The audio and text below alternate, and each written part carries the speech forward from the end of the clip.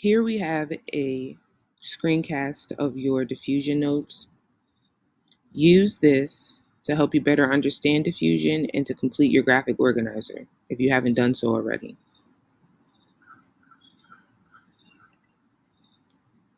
Now, what is diffusion?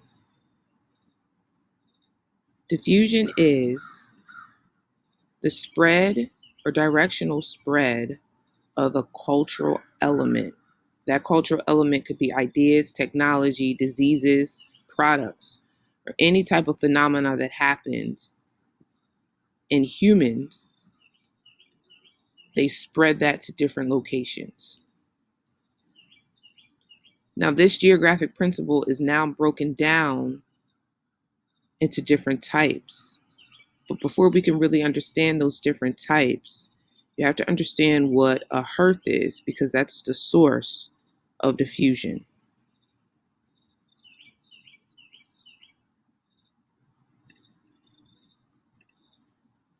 So a cultural hearth is where the cultural element or the civilization begins. So here on your notes, it gives you different cultural hearths around the world. Now, these are ancient cultural hearths that existed many years ago, but their influence is still felt today. In North and South America, in Western Africa, in Eastern Africa, in Asia, you have several different cultural hearths that have spread religion, languages, and other important cultural elements throughout the world. So that's just getting the idea that this is the source and then it's diffused. You see the arrows, how they move.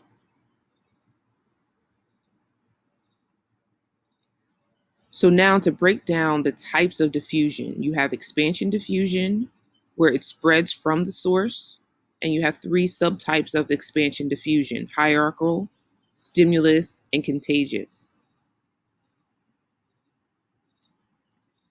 Hierarchical diffusion is when you spread an idea or you spread an element from an influential person or place. So the person can be a celebrity, or it can be a government official, or the place can be like a very influential place like LA or New York City. Whoever is the source, all right, that's represented by this green dot as the hearth, their influence of the item would then spread to others. So they're at the top of that power, of that position of power. And from their position of influence, they spread to others. Now, in the example I gave for Crocs, Crocs is something that is being diffused hierarchically because you have celebrities promoting it. And then some people are partaking in the activity. But here, also on this diagram, it shows you that there's gray areas where there's no diffusion. And that's for those people who do not participate in purchasing Crocs. They're not influenced by the people who are in power. That's not their favorite celebrity. So they don't really they're not the ones participating in the diffusion. So in hierarchical diffusion, it can skip over people for various reasons. Either they're not interested or they can't afford it. Now, for stimulus diffusion, this is when you have something that spreads, but as it spreads, it starts to change a little bit. So, specifically in the examples here, McDonald's has spread to India, but they've had to modify their menu. They've had to change their menu some because in India, the local culture, they do not eat beef. And if majority people don't eat beef, items like the Big Mac is not going to be very successful. So although McDonald's is still a company that has diffused to India, they've changed their menu to accommodate the people there. So diffusion is the source spreading from the source, but as it spreads, it changes a little bit to fit in within the cultures that it moved into. Now, contagious diffusion. is this is a spread through rapid contact. No one is eliminated from here.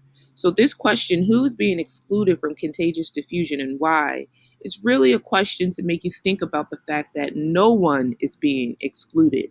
Here, if you see, the gray area for no diffusion does not exist in this diagram because in contagious diffusion, everyone is impacted. So just like a viral meme or a disease, it doesn't matter if you are next to someone who is contagious, you will get it.